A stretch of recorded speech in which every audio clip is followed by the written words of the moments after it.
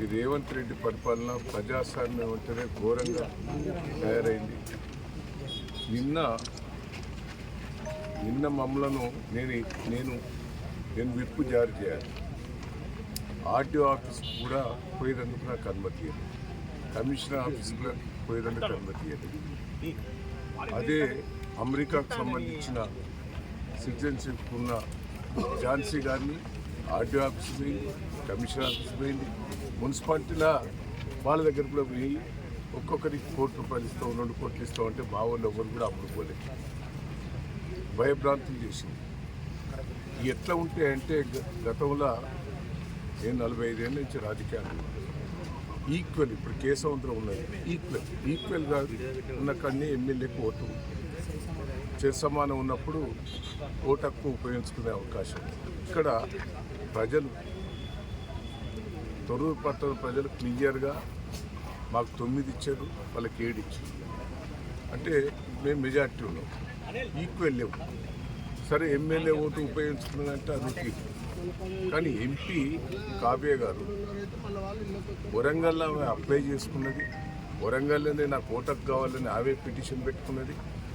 ఆ పిటిషన్ ప్రకారంగా ఆమె పిలిచిండ్రు, ప్రమాణ స్వీకారం చేసిండ్రు. ఇక్కడ నీకు ఓటకు కల్పించినామని క్లియర్గా వాళ్ళకు ఆధారాలతో ఇంత దౌర్జన్యంగా చేస్తా నాకైతే బాధ ఉన్నది, నాకు ఏడుపు వస్తున్నది. అసలు రాజకీయాల్లో ఉండాలన్నా రాజకీయాల నుంచి తప్పుకోవాలా అనిపిస్తుంది.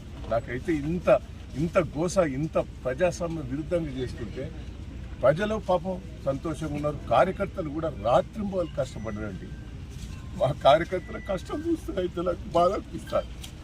ప్రజలైతే కార్యకర్తలు 2 రోజుల బట్టి భోజనం లేకుండా 10,000 మంది కార్యకర్తలు వచ్చి రాత్రింబోలు కష్టపడ్డట్టు నా కోసం నేను ఏం చెప్పాలి, ఏంటైనా చెప్పాలి. ఎట్లా ఇంత విరుద్ధంగా చేస్తా అంటే రాజకీయాలలో నేను ఉండాలన్నా పోవాలన్నా నాకైతే బాధ ఉంటుంది. దయచేసి ఏంది దౌర్జన్యం? పోలీసు వాళ్ళు కూడా దయచేసి ఇట్లా చేయటం కూడా మంచిది కాదు.